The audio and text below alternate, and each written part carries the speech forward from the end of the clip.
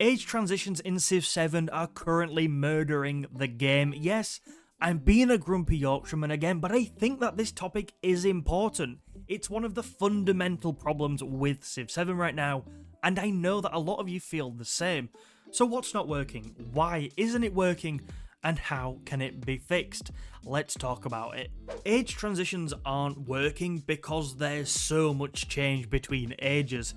It literally kills the flow of the game, and by killing the flow of the game, it kills all immersion. And immersion is so important for my experience of a Civ game. All the Civ games I remember and have fond memories of, I was really sucked into what was going on. I was really invested. But this puts a stop to it.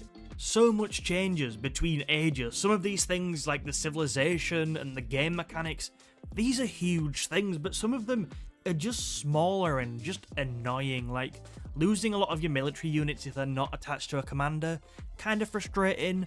But the big one for me, like the little small change that really does my head in, is independent powers going away, because you spend so much influence and time building these up in the Antiquity Age, for example, and then they just kind of like disappear and then reappear and pretend they never knew you. And honestly, more consistency there would be very nice, please. I know some of you will be thinking, but surely, Alex, there are some benefits to the Ages system as it is, and one of the big benefits cited by the developers was overbuilding, this idea of cities in layers, history in layers, which on the face of it I quite like as a concept, but it just hasn't grabbed me. When I first heard it I was quite positive, but it's just not really grabbed me because things like buildings losing their adjacency bonuses, it messes up your yields between ages, which is frustrating, and I don't find overbuilding that fun. Like, it's more of a chore than anything. Maybe one other positive could be that there's now more civilizations in the game, and you know what? I love that. I love that we get to learn about more civilizations. We get to play as more civilizations in Civ 7 than any other Civ game at launch, but the change in Civ thing, I don't know. For a lot of fans, it's not landed, and I'm really still not convinced myself.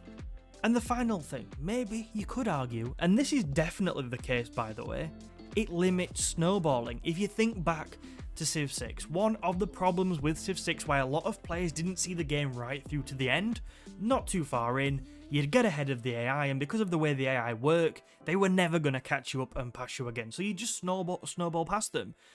This makes that less possible, because there's a hard wall at the end of each age, which is like a massive reset. But like the trade-off is killing the immersion, and maybe that wasn't the best way to do it. So what we can say here is that age transitions are creating a system where there's too much change between ages, and that leads them to being disconnected. They feel disconnected, and that's not a very immersive experience. So how can we fix this? And I love the idea that Firaxis is sat at home like, who is this idiot? Or like, he doesn't know what he's talking about. But honestly, it comes from a place of love. I absolutely love Civilization. I want it to be the best it can be, so here are my ideas on what would make the situation better. The key for me here is trying to find ways to make age transitions smoother and make ages feel more connected. One way to do it would be to add more civs like China and India, where they're represented in each age of the game. So many of you are longing for that one civ experience to return, but realistically, this is as close as we're gonna get with Civ 7, but it's still a nice solution if they can pull it off. Something else I'd like to see is the return of the point score victory. When I talk about Civ feeling too fragmented with Civ 7 and there being too many barriers, to make it a smoother experience, bringing back the point score victory would add that much needed flexibility away from the legacy paths that players enjoy. So I'd bring that back.